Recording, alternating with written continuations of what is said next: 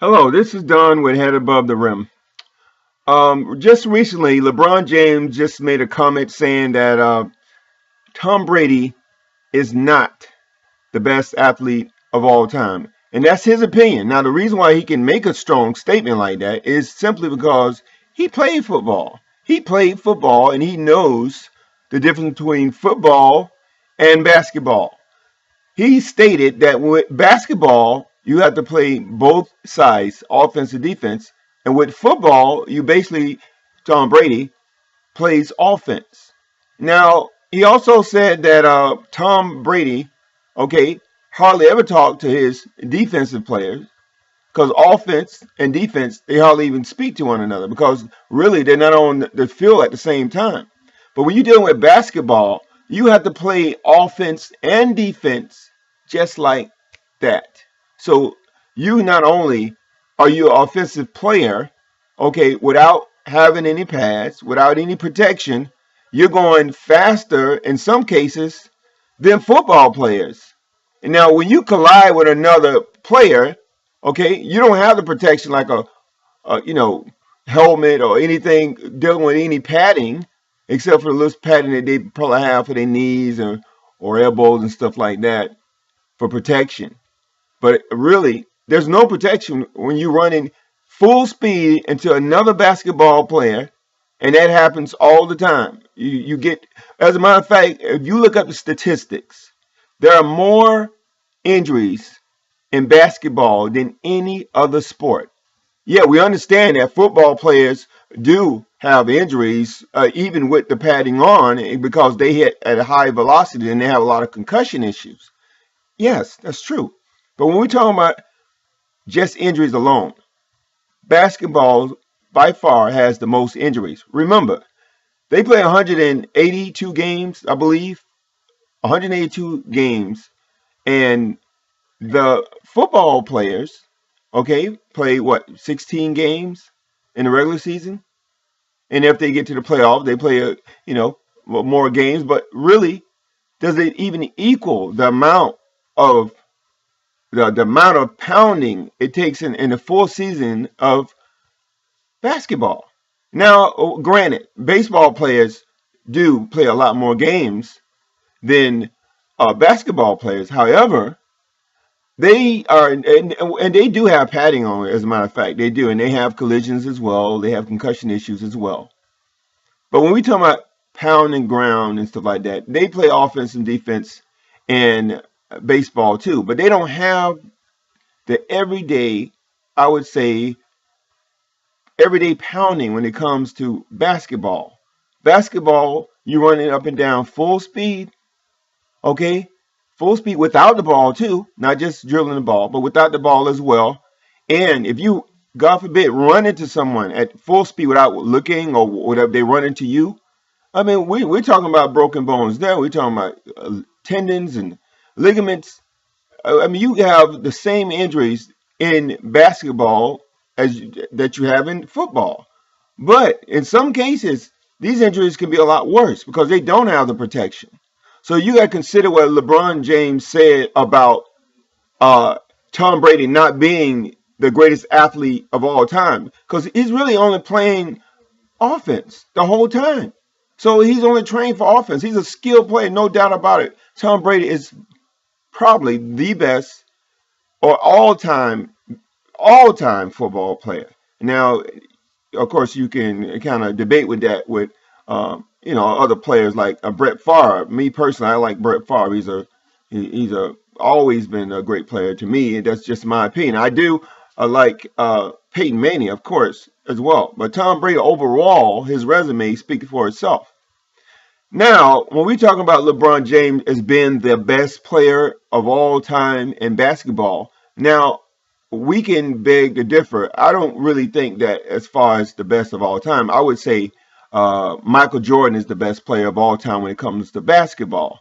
Now, some people will disagree with me and say that winning 11 championships, and you know who won 11 championships and stuff, it goes without speaking, okay, that he's the greatest of all time. Well, Chamberlain, the greatest all time. Uh, Tim Duncan, anyone can say they're the greatest of all time based on their resumes and stuff like that. But if you take a look at not just championships and team members around him, I would think right now that Michael Jordan was in an era that we didn't have all these calls, all these putter, powder cake type of fouls and stuff like that. I mean, you can barely touch someone nowadays in basketball and you get a call. You get a flagrant one, flagrant two, and stuff like that just for knocking a player over. And back in the era, what, of course, Michael Jordan played. He played in an era that they was like clashing all the time, and they didn't get calls. You had a lot of strong players back then as well. I know with the athletes today, they all this technology and all of that, but we talking about an era where all those calls didn't take place. So he had to go through the defense, and plenty of time he had to go through the defense, cut through the defense just to get to the basket. He got knocked on the ground, didn't get a call, got back up and kept going again. As you recall, he even played when he had a high fever. He had the flu, and he played and still did a great job. Now, LeBron James is an awesome player. I'm not taking anything away from him. But when you say he's the all-time greatest basketball player, I would disagree. And you can check out the website Head Above the Rim. There's a blog about it, and you're going to see it below, so you can click on it. You can comment on it and stuff. You can look at it for yourself. All right, it speaks for itself. Look at them compared to one another, and you will see, yes, they are from different eras, but they have a similar play of basketball in some sense. But look at the resume. Every game, championship game he was in, he won. He won. That's a strong resume. It's hard to fight against that. LeBron has gone 7 straight times, and he won 3 of those 7. Michael Jordan won every one of them. And he had team players and stuff like that that were pretty good, of course. But so does the Cavs. The Cavs have a very good team. I mean, they got Kyrie Irving and Kevin Love. These are Hall of Famers. Okay, he's playing around Hall of Fame players. And I'm sorry if, yes, you got a juggernaut like Golden State that has some awesome players too. But individually, those players, I would say, Cavaliers have great players compared to them. If you're going to stack them one by one, I would say Cavaliers. Tip that. But with the of course addition of Kevin Durant, it kind of a little over the top. But I would say Cavaliers stack up good against the Golden State. I just think that Golden State is a better team with better coaching. Now the coaching, it does make a big difference. Yeah, Tyronn Lue, he's okay coach, but I wouldn't say he's a very good coach. If you take a Pat Riley, for example, okay, or Eric Spoelstra, and put him in that position with the Cavaliers, I think it'll be tougher for them to go against a team like Golden State. Okay, well, actually, what I'm talking about, it'd be better for them if they had a coach like Eric or like a Pat Riley that can actually take them over the top and win consistent championships. Because I'm telling you right now, they have a great team of players on the team, and the team is pretty good. It's just that they have a lot of things that need to be corrected when it comes to winning basketball games and finishing games. As you can see, that game they had, they couldn't finish it. They were up with 3 minutes left. I think they was up 7 points and 9 points, and they were just winding down the clock, trying to wind down the clock because they were so scared that Golden State would come back, and they did come back. But they should have stayed with their offense. They were actually doing very good with the offense. I guess they got tired. I don't know what happened. But all I can say is that you got to look at the game. Look at the stats of the players. You just cannot judge a book by its cover. You can't just go around thinking that, hey, he's the greatest player in the world.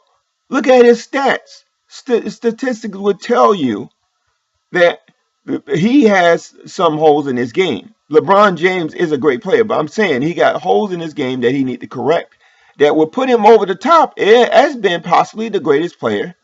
But let me tell you, if he don't correct those holes that's in his game, and he know exactly what it is, and a lot of people, a lot of analysts, they know exactly what it is.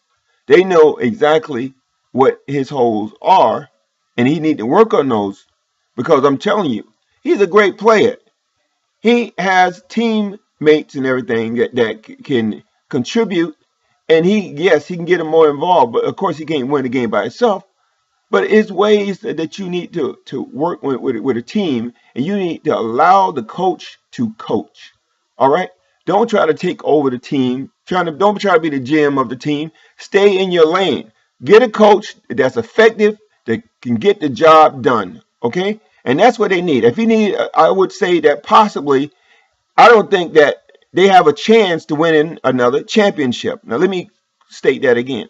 I don't think LeBron James has another chance, a good chance of winning another championship with the Cleveland Cavaliers. Think about it. Free agency. They're going to break that team up. They got to do something. They have to make some changes. They won't be able to still beat the juggernauts of the Golden State because they still got some time to be together. They're young. And I'm telling you, unless he go to a place like Miami again, he probably won't see another championship his entire career if he stays in Cleveland. Unless you got some players that want to go to Cleveland and stuff like that, and you end up getting a good coach. But you need a coach that's going to take you to the next level. Okay? Well, this is Don Williams, and I'm with headabovetherim.com. That's headabovetherim.com. It's a secure website. You can take a look around. We have all the training tools necessary to get you to the next level. Now, this website right now, you can take a look at it, is a very, very intuitive site where you can get a lot of information and you can see exactly what you need to get to the next level. Okay? Over and out. Have a great day. Oh, yeah, make sure you subscribe below, okay? Comment. I will respond as soon as possible. If you got any comments, and thank you. Have a great one.